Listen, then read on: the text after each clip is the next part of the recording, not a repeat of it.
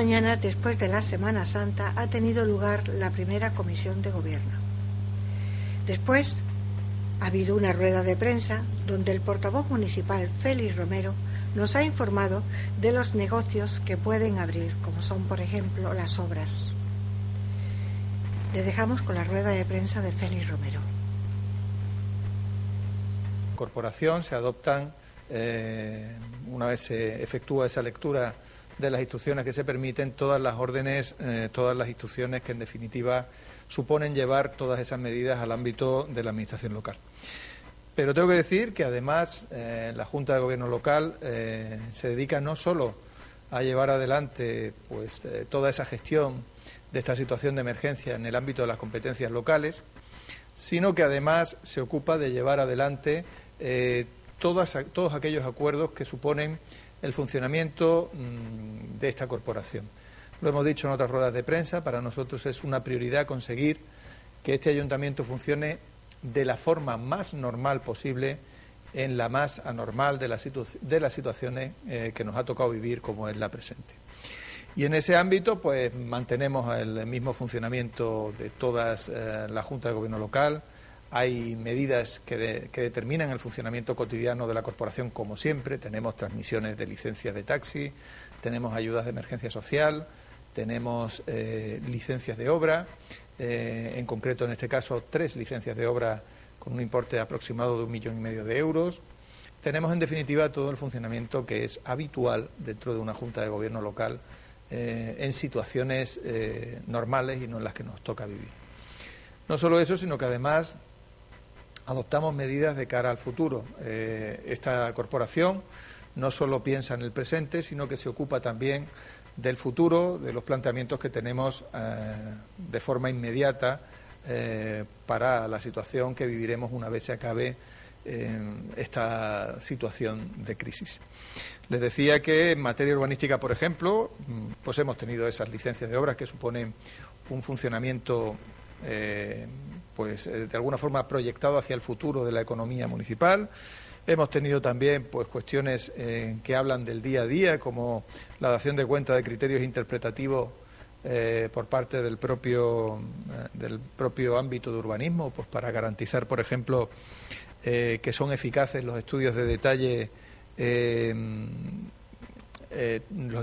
que se aprobaron en su día con carácter previo a la aprobación de la adaptación de las normas urbanísticas al PGU, del PGU a la ley actual urbanística, por ejemplo.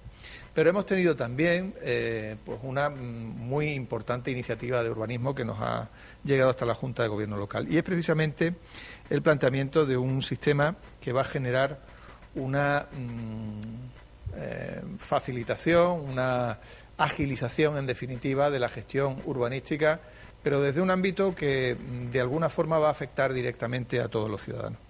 Como ustedes saben, nosotros desde esta corporación fuimos pioneros en establecer las licencias comunicadas, aquellas obras de escasa entidad constructiva, de mucha sencillez técnica, que sin embargo, pues para lograr la correspondiente licencia se encontraban en una situación de tramitación administrativa que hacía pues muy farragoso y muy lento la posibilidad de hacer todas esas pequeñas obras. Eso lo hicimos desde el ayuntamiento y ahora vamos a dar un paso más estableciendo la posibilidad de que esas licencias comunicadas, de que esas solicitudes responsables que llevan aparejado una licencia de obra se puedan extender también a las licencias de primera ocupación o utilización de las edificaciones. Cuando se hace una obra, no solo se tiene que tener licencia para ejecutar esa obra, sino que para poder empezar a utilizar esa obra, para poder empezar a usar esa vivienda, se requiere que haya una licencia de primera ocupación. Esa licencia de primera ocupación, que afecta a negocios, que afecta también a viviendas, a residencias habituales, es ha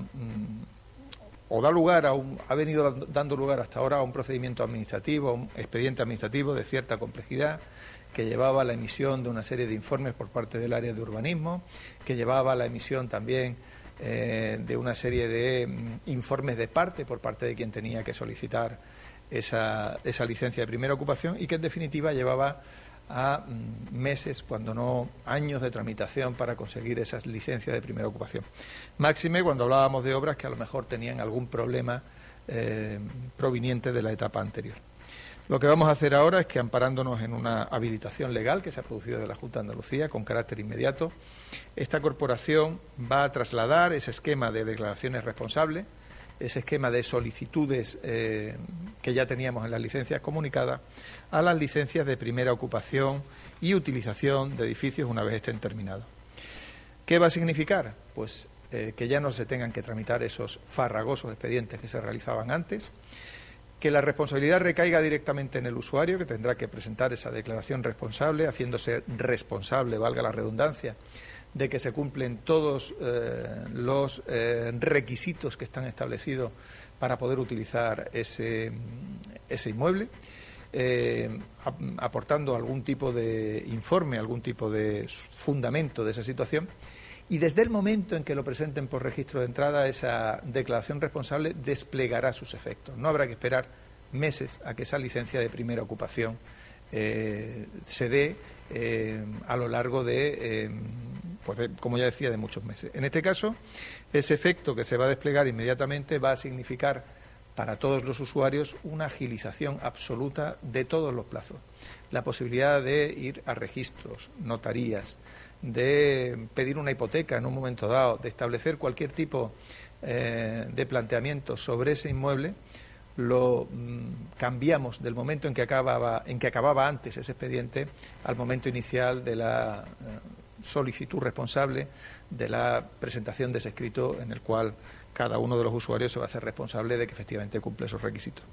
A nosotros esto nos parece una medida imprescindible para colaborar en la recuperación económica, va a garantizar que el patrimonio de los ciudadanos conste como totalmente limpio, sin ningún tipo de pega desde el primer momento, y va a garantizar que todas aquellas inversiones que tengan por objeto algún tipo de construcción, pues tengan también una posibilidad de ser ejecutadas, finalizadas, estableciendo los típicos retornos, estableciendo además pues todos los impuestos que pueden venir en un momento dado para el Estado, pero para el Estado, no para la administración local, pero también pudiendo satisfacer a los usuarios, va a significar, como decía, este planteamiento, pues una agilización absoluta de todas esas inversiones que ahora son tan necesarias poner en valor. Yo no me extiendo más y deseándoles a todos que se cuiden, como no puede ser de otra manera en esta situación. Me despido hasta la próxima Junta de Gobierno local. Muchas gracias. El Ayuntamiento ha reanudado hoy las obras de la calle Málaga, Plaza de Toros, la Escuela Oficial de Idiomas y la Biblioteca de Arroyo de la Represa, que se paralizaron por decreto del Gobierno. El concejal del ramo, Diego López, ha señalado que son actuaciones muy importantes para el tejido comercial, el patrimonio o el ámbito educativo de la ciudad, que se habían visto suspendidas y que ahora se reactivarán, extremando todas las medidas de prevención y seguridad frente al COVID-19. El presidente de la Junta de Andalucía, Juanma Moreno, ha destacado durante su declaración, tras mantener una videoconferencia con el presidente del Gobierno, Pedro Sánchez, y con el resto de los presidentes autonómicos, el avance de las personas recuperadas que habían sido afectadas por el coronavirus en Andalucía, cuya cifra alcanza ya las 1.838, lo que supone un 180% más que hace una semana, cuando esta cifra era de 665.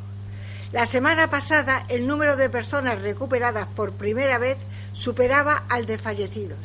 Y esta semana debemos destacar que la cifra de curados es la que más crece con diferencia en las estadísticas relacionadas con el COVID-19. En Andalucía hoy hay casi el triple de andaluces curados del coronavirus que hace 7 días.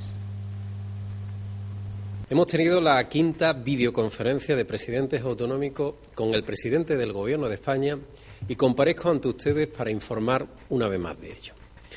Hace 4 semanas que España está en estado de alarma.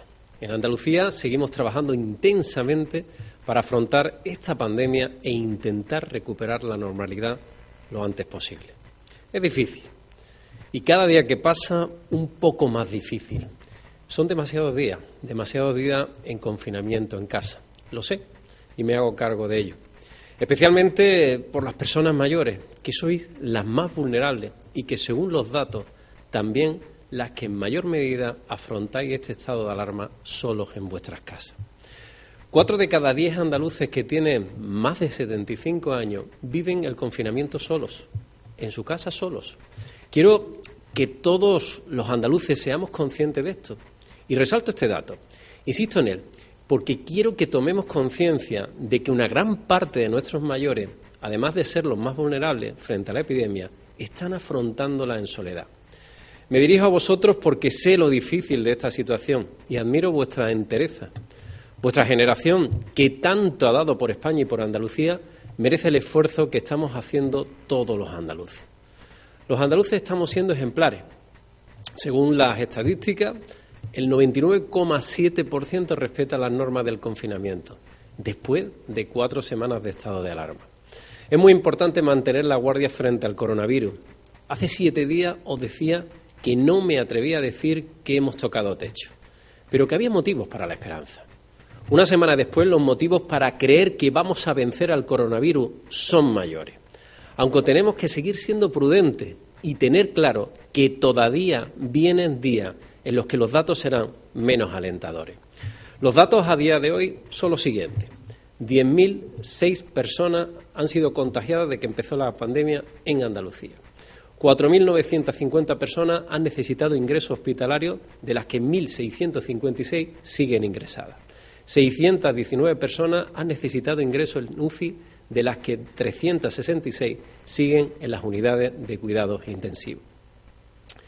Y lamentablemente, desde que comenzó esta pandemia, en Andalucía han fallecido 799 personas. Envío un abrazo a los familiares de los fallecidos que pasan por el doble duelo de perder a un ser querido y ni siquiera poder velarlo como habría sido su deseo. Dentro del drama que supone cada caso, seguimos en un nivel de incidencia mucho menor en Andalucía, con el 6% del total de casos confirmados y por debajo del 5% en el número de fallecidos con respecto al resto del país. Otro dato que nos abre a la esperanza es que, afortunadamente, 1.838 personas han superado la enfermedad. La semana pasada destacaba que el número de personas recuperadas por primera vez superaba al de fallecidos en Andalucía. Y esta semana debemos destacar que la cifra de curados es la que más crece con diferencia en las estadísticas que están relacionadas con el COVID-19 en Andalucía. Hoy tenemos en Andalucía 1.838 personas que han superado la enfermedad, lo que supone un 180% más que hace tan solo una semana, cuando había 665 curados. Es decir, hoy hay casi el triple de andaluces curados del coronavirus que hace una semana. En estos últimos 7 días también tenemos una novedad importantísima. La Agencia Española del Medicamento ha dado su visto bueno a la fabricación del respirador Andalucía Respira. Un proyecto que nace del talento, y digo siempre del talento, ese gran talento andaluz y de la investigación y la audacia de Andalucía, y que nos sitúa por delante en la lucha contra la epidemia. Cada semana se fabricarán en Málaga unos 50 respiradores que serán importantísimos para salvar vidas humanas. He destacado este hecho en la videoconferencia de presidentes y he manifestado al presidente del Gobierno y a todos mis colegas de las distintas comunidades autónomas que ese respirador está a disposición de todos ellos, desde este mismo instante. Andalucía está dispuesta a ceder cuantos respiradores sean necesarios para salvar vidas en todo el territorio español. Así se lo he transmitido al presidente del Gobierno y especialmente a los presidentes de las comunidades autónomas que necesitan, desgraciadamente, en algunas más que en otras, estos importantes recursos. Como he dicho en la videoconferencia, trabajar juntos es la mejor manera de demostrarle a los españoles que nos preocupan las personas por encima de todo. Por encima de las siglas políticas y de los territorios han de estar las personas. Y así lo he defendido como presidente de todos los andaluces siempre que he tenido ocasión, porque estoy convencido de que es precisamente lo que pensáis todos y cada uno de los andaluces. Pero también he trasladado que necesitamos del Gobierno central más claridad y mayor previsión en sus decisiones. Necesitamos una mayor participación de las comunidades autónomas antes de tomar esas decisiones. Creo que sería más razonable, y así lo he hecho llegar, de la mejor manera y de la manera más leal al Gobierno de España, que sería más razonable adelantar esta conferencia de presidentes para que nuestras propuestas puedan incluirse en esa toma de decisiones y no justamente al contrario, cuando tenemos ya decisiones que han sido adoptadas sin que hayamos podido hacer propuestas, en definitiva, enriquecer esas propuestas que hace el Gobierno de la Nación y, sobre todo, tener tiempo también para ir asumiéndolas, ¿no? Y necesitamos también más liderazgo del Gobierno de España en el ámbito organizativo. Es muy importante la organización, la planificación, la previsión, muy importante. Y como autoridad, como principal autoridad, importantísima autoridad que ha asumido el Gobierno de España, pues necesitamos ese liderazgo tanto organizativo como sanitario, como también de medidas socioeconómicas. En esos tres ámbitos he planteado precisamente las inquietudes y demandas de Andalucía en la reunión que acabamos de tener con el presidente del Gobierno central. Porque esa es mi responsabilidad. Defender los intereses de Andalucía, por supuesto. Y también mi responsabilidad es dar respuesta a las demandas que muchos andaluces me hacen llegar a través de las numerosas videoconferencias que estamos teniendo en el ámbito autonómico, en el ámbito del sector agroalimentario y que vamos a tener en el ámbito industrial, en el ámbito turístico, etcétera, etcétera. Y en el ámbito sanitario he pedido al presidente del Gobierno lo siguiente. En primer lugar, que se garantice el suministro de material necesario. La Junta de Andalucía ha conseguido, por sus propios medios, en torno al 90% del material que estamos utilizando en nuestra tierra, por lo que es necesario que desde el mando único se dé un impulso al envío de material a las comunidades autónomas, a Andalucía, pero también al conjunto de España. En segundo lugar, he informado al presidente del Gobierno de que los 130.000 test que nos has enviado esta semana tienen un ámbito de aplicación muy limitado. Funcionan, pero no distinguen si el paciente que da positivo está pasando la enfermedad en estos momentos y es contagioso o lo ha pasado ya y no es contagioso. Eso hace que no sean, digamos, los más adecuados para el nivel de detección que necesitamos en el ámbito sanitario. Pero sí son útiles en otros casos. Por eso vamos a usar esos test en el ámbito sociosanitario. Fundamentalmente en las residencias de mayores para testar a todos los internos, que son casi 45.000 en Andalucía, donde más residentes tenemos de toda España. En la residencia sí son útiles estos test, porque vale con conocer si hay casos positivos, bien porque el paciente haya pasado ya el coronavirus o porque lo esté pasando, ya que entonces consideramos que hay un foco en la residencia y empezamos a activar los protocolos que están previstos. Puedo informarles que entre las primeras horas de uso de estos test, entre el viernes pasado y esta misma mañana, se han practicado 14.709 pruebas en residencia, con 438 casos positivos. En concreto, se ha analizado a 13.088 residentes, dando positivo 429 y a 1.621 trabajadores en esta residencia, detectándose 9 positivos. Es decir, el índice de contagio en la residencia está, a día de hoy, por debajo del 3%, que es un dato que nos gustaría que existiera un 0%, pero es un dato que nos preocupa mucho, que estamos muy pendientes de nuestra residencia y es un dato que nos genera cierta confianza de que la infección, afortunadamente, parece que no ha llegado con mucha crudeza al conjunto de la residencia. Pero tenemos que estar muy, pero que muy vigilantes. En tercer lugar, he pedido al presidente del Gobierno que nos informe cuanto antes del plan de contingencia para el posible traslado de pacientes entre distintas comunidades autónomas. He solicitado esa información y espero tenerla cuanto antes. Ha habido varios bulos esta misma semana en Huelva, que se decía que iba a llegar un tren hospitalizado. Hemos tenido dudas, no sabíamos nada. La información por delante, que es la mejor manera de evitar precisamente esos bulos. En cuarto lugar, he planteado mi preocupación por el debate que se está generando en la sociedad sobre el número real de víctimas por el COVID-19 a raíz de un informe del Instituto de Salud Carlos III de Madrid que dice que en algunas comunidades autónomas los fallecidos por coronavirus podría ser el doble. Y en esta crisis está en juego también la credibilidad de las instituciones. Por lo que he solicitado al Gobierno, como mando único por el estado de alarma, que facilite a las comunidades autónomas instrumentos claros para determinar con mayor exactitud los casos de fallecimiento. Las pérdidas humanas son las únicas que, desgraciadamente, no podemos recuperar. Pero no podemos llamarnos sociedad avanzada si no podemos conocer al detalle el alcance en vida de este drama. En el ámbito social estamos comprobando las medidas adoptadas y están dando resultados. Y la relajación es el peor enemigo. No hay que bajar la guardia, lo decimos todos los días y hay que volver a insistir. Por ello he pedido al presidente del Gobierno información precisa sobre cómo se va a llevar a cabo la reactivación de determinados sectores prevista a partir de mañana. También he solicitado al presidente del Gobierno información clara sobre cuál es la intención para el día en el que se levanten las restricciones de la movilidad.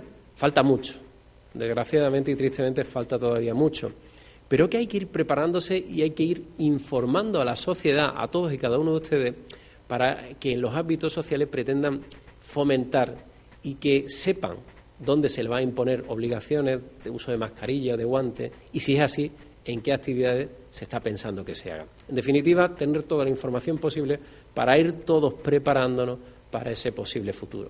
Son preguntas que nos hacemos todos, se hace la sociedad, y que tenemos la obligación desde los poderes públicos responder lo antes posible. Andalucía ha intentado ir siempre por delante a la hora de tomar medidas preventivas, y consideramos que puede ser un error confiarse. Antes de que se decretara el estado de alarma, ordenamos el teletrabajo en la Junta de Andalucía y el trabajo presencial solo para aquellos servicios considerados esenciales. Debo agradecer, y lo quiero hacer en el día de hoy, a nuestros empleados públicos su dedicación y esfuerzo estos días. Sé que lo voy a decir, sonaría impensable, pero es cierto, en estas 4 semanas la Junta de Andalucía ha evolucionado en la aplicación de nuevas tecnologías al teletrabajo más que en la última década. Hemos hecho de la necesidad virtud, y ello ha sido posible gracias fundamentalmente a la disposición y profesionalidad de los empleados públicos. Vamos a aprovechar esta crisis y vamos a intentar sacar partido a esta evolución tecnológica para ser más eficientes, más productivos y más conciliadores en nuestras vidas laboral y familiar. Simplemente esbozo esta intención que habrá que abordar con representantes de los trabajadores y en su debido momento. Mañana lunes se incorporarán físicamente a sus puestos solamente aquellos altos cargos, que son altos cargos de unidades administrativas, altos cargos políticos, que venían trabajando ya de manera telemática hasta el día de hoy. El personal funcionario y la inmensa mayoría de los empleados públicos de servicios no esenciales continuarán como hasta ahora, porque la enfermedad sigue presente entre nosotros y, como decía al principio, no es el momento de relajarse. Nos queda aún que subir una gran cuesta arriba, y para recuperar la normalidad habrá que seguir escalando. Finalmente, en el ámbito económico, que sé que es un ámbito que nos preocupa muchísimo a nosotros y muy importante, he solicitado lo siguiente. He solicitado más apoyo financiero para las comunidades autónomas. En Andalucía necesitamos los 342 millones de euros que hemos dedicado ya a afrontar el gasto sanitario extra derivado de esta pandemia. Pero los cálculos aproximados que se han efectuado nos indican ya que el coste añadido, lo que vamos a tener que cubrir más esta crisis en el ámbito sanitario, puede rondar los 1.800 millones de euros. He pedido aprovechar también al Gobierno central las nuevas directrices de la Unión Europea para reestructurar la deuda autonómica, no solo la del Estado, que es la que se va a permitir reestructurar, sino también la del conjunto de comunidades autónomas, para que tengamos más capacidad, más flexibilidad para llegar a las necesidades de los ciudadanos. En tercer lugar, he exigido los 430 millones de euros de las políticas activas de empleo que gestionamos las comunidades autónomas desde hace años y que se nos han retirado por parte del Gobierno central, y que creo que es un error, porque tenemos experiencias en gestión, sabemos cómo hacer las cosas, y como administración más próxima al ciudadano podemos ser mucho más eficientes. En cuarto lugar, también facilitar la colaboración público-privada mediante la reforma de una orden ministerial para que pueda hacerse de inmediato. Lo dije hace tan solo una semana, aquí o subimos todos o no sube nadie. Aquí tenemos que meter el hombro todos, sector público, sector privado, conjunto de administraciones. Tenemos que trabajar para levantar el país y levantar nuestra tierra de manera conjunta. En quinto lugar, apoyar a los agricultores rebajándoles el precio de la electricidad. Es una parte fundamental de su capacidad productiva, con ayuda a los sectores más afectados, incluyendo, en el caso de Andalucía, a la flor cortada, que ha sido este año terrorífico, y al viñedo de Jerez en la rebaja de módulos del IRPF. En sexto lugar, agilizar los trámites en el Servicio Estatal Público de Empleo para que los trabajadores afectados por los ERTE no se queden sin cobrar hasta el mes de mayo. Si hemos hecho lo más difícil, que ha sido confinarnos, que era difícil, parecía impensable, que íbamos a aguantar tantas semanas metidos todos en casa y siendo tan respetuosos y disciplinados, no fallemos en lo más fácil. Y, por tanto, he pedido al Gobierno central que agilice para que se puedan cobrar en tiempo y forma esas ayudas que son necesarias. He pedido de nuevo la exoneración de las cuotas a los autónomos. Si no ingresan dinero nuestros autónomos, consideramos que no deberían de pagar. En octavo lugar, también que se siga ampliando la línea de ayuda a pequeña y mediana empresa y autónomos, porque ya se ha evidenciado que los fondos anunciados hasta ahora son claramente insuficientes. En noveno lugar, y finalmente, agilizar las devoluciones del IVA, que están todavía pendientes a muchos de nuestro tejido empresarial, a muchos empresarios, y que solo en Andalucía suponen en torno a entre 1.500 y 2.000 millones. Si ponemos 2.000 millones en las manos de todos, nos van a servir sin duda alguna para dinamizar e impulsar la actividad económica en nuestra tierra en un momento en el que lo vamos a necesitar muchísimo. En definitiva, estamos en la recta final de la lucha contra el COVID-19 y no debemos confiarnos ni relajarnos. Cada día que pasamos confinados es un día menos en la batalla que ganaremos al coronavirus para recuperar esa normalidad que tanto deseamos y que todavía está lejana, ¿no? Seamos persistentes. Andalucía está dando ejemplo en muchas cosas, en anticipación, en responsabilidad, en innovación tecnológica, en atención sanitaria, pero hay algo más en lo que somos ejemplo y quiero que sigamos siéndolo, en lealtad al Gobierno central y en cooperación con el resto de administraciones.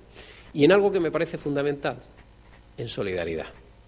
Nosotros siempre hemos sido un pueblo solidario y estamos aquí demostrando una vez más que se hace país desde Andalucía también. Evidentemente luchamos porque esté protegido todos los andaluces en el ámbito sanitario, pero si afortunadamente tenemos menos incidencia, estamos dispuestos siempre a colaborar, como lo hicimos ya con la Comunidad de Madrid, con esos casi 70 respiradores que enviamos finalmente. Hacemos propuestas con la intención siempre de aportar al conjunto de administraciones, al Estado. A veces acertaremos, a veces no acertaremos, pero siempre hacemos propuestas escuchando lo que nos dicen los andaluces. Y nos alegramos cuando se aceptan, como ha ocurrido con muchas de ellas. Y cuando no se tienen en cuenta, pues insistimos desde el convencimiento de que son buenas, sin ningún ánimo de confrontar, sino de aportar. De esta saldremos y vamos a salir más fuertes. Y quiero terminar esta primera intervención, pues después tengo que responder a las preguntas de los medios de comunicación, enviando de nuevo un mensaje de agradecimiento y de ánimo al profesional sanitario y sociosanitario que está dándolo todo en los hospitales y residencias para cuidar de todos. Y me van a permitir que hoy me dirija especialmente a los profesionales de la atención primaria, cuyo trabajo es determinante con la realización de los test para el control del virus. Hoy, precisamente, es el Día de la Atención Primaria, la rama de la medicina más próxima al ciudadano, la que atiende la mayor parte de sus necesidades y en la que los pacientes encuentran más que un doctor o una doctora que les cura, a una persona que les escucha y le transmite esa confianza y esa seguridad tan necesaria en algunos momentos como es este. Lo que se haga bien en esta crisis será mérito, evidentemente, de toda la sociedad, pero sobre todo mérito vuestro, de los profesionales sanitarios de Andalucía.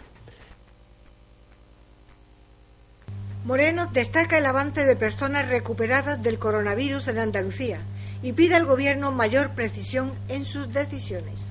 En Andalucía hay 1.838 personas que ya han superado esta enfermedad, lo que supone un 180% más que hace una semana. En Andalucía, 1.838 personas que han superado la enfermedad, lo que supone un 180% más que hace tan solo una semana, cuando había 665 curados. Es decir, hoy hay casi el triple de andaluces curados del coronavirus que hace una semana.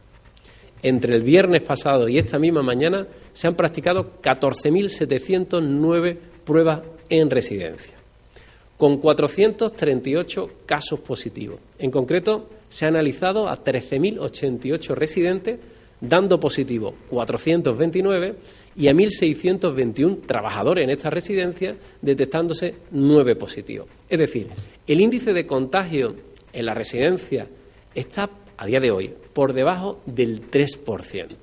Cada semana se fabricarán en Málaga unos 50 respiradores que serán importantísimos para salvar vidas humanas. He destacado este hecho en la videoconferencia de presidente y he manifestado al presidente del Gobierno y a todos mis colegas de las distintas comunidades autónomas que ese respirador está a disposición de todos ellos, desde este mismo instante. Andalucía está dispuesta a ceder cuantos respiradores sean necesarios para salvar vidas en todo el territorio español. He trasladado que necesitamos del Gobierno central más claridad y mayor previsión en sus decisiones. Necesitamos una mayor participación de las comunidades autónomas antes de tomar esas decisiones, que sería más razonable adelantar esta conferencia de presidentes para que nuestras propuestas puedan incluirse en esa toma de decisiones y no justamente al contrario, cuando tenemos ya decisiones que han sido adoptadas sin que hayamos podido hacer propuestas, en definitiva, enriquecer esas propuestas que hace el Gobierno de la Nación y, sobre todo, tener tiempo también para ir asumiéndolas, ¿no? Y necesitamos también más liderazgo del Gobierno de España en el ámbito organizativo. Es muy importante la organización, la planificación, la previsión.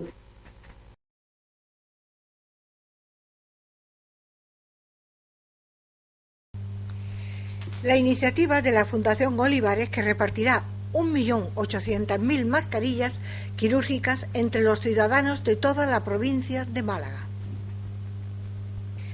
El concejal del Grupo Municipal Socialista, Manuel Morales, ha solicitado hoy al Ayuntamiento que empiece a tomar pequeñas medidas en materia de recaudación municipal para evitar el perjuicio a muchas y muchos vecinos de Marbella y San Pedro Alcántara. El edil ha señalado que, por ejemplo, que a la mayor brevedad posible se desactive el cobro de las escuelas municipales cuyos ciclos no se están impartiendo y que en caso de que el pago haya sido ya realizado, se proceda a llevar a cabo el reembolso de inmediato. Morales ha pedido que se actúe del mismo modo en cuanto al cobro de las guarderías municipales, que ahora no están usándose y cuyo reingreso será un pequeño alivio para muchas economías familiares que en este momento, con seguridad, están atravesando por serias dificultades. Para OSP, los 80.000 euros anunciados por el Ayuntamiento en obras en los colegios son solo un parche. Los 3,6 millones de euros que van a invertir en 5 años están muy lejos de ser suficientes.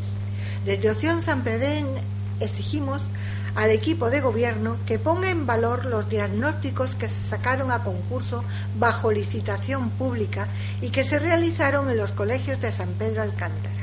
Exigimos también que se haga lo propio con todos los colegios del resto del término municipal y que desde ya se abra un expediente de responsabilidad subsidiaria y se aproveche este periodo, ya que todo apunta a que no habrá vuelta a los colegios para finalizar el curso académico.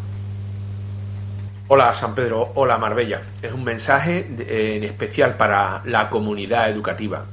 Nuestro ayuntamiento estos días saca pecho diciendo que se ha gastado 80.000 euros en los colegios, ahora que están nuestros hijos confinados en casa, y también saca pecho por un plan de acción que dice que tiene de 4 millones de euros para todos los colegios durante 5 años. Para nosotros, desde Opción Sanpedreña, nos resulta insuficiente de todas, por varias razones. Primero, toma muchísimo sentido las propuestas que hicimos nosotros. Primero, llevamos una propuesta al Pleno del Ayuntamiento de Marbella, donde fue aprobada por unanimidad, donde se pedía abrir un expediente de responsabilidad subsidiaria y con el dinero que le debemos nosotros a la Junta de Andalucía, con el anticipo reintegrable de 55 millones que nos quedan ahora mismo pendientes, utilizar ese dinero para darle respuesta a todas las necesidades de los colegios, que pasaban, primero, por diagnosticar todos los colegios de Marbella, ya que los de San Pedro ya están hechos y tenían un coste de 4 millones de euros, precisamente la cuantía que se quieren gastar en 5 años, por lo cual nos parece más que insuficiente, porque tenemos que meter toda la cantidad que sea necesaria de Marbella, de todos los colegios de Marbella. Y como segunda propuesta pasaría porque todo en conjunto, tanto lo de Marbella como lo de San Pedro, se hagan aquí con empresas locales, y de esa forma poder inyectarle a nuestra economía local todo lo necesario para dar cobertura a esta crisis tan brutal que se nos avecina. Eso es lo que debemos hacer, y eso es lo que tenemos que hacer, y son nuestras propuestas. Muchas gracias.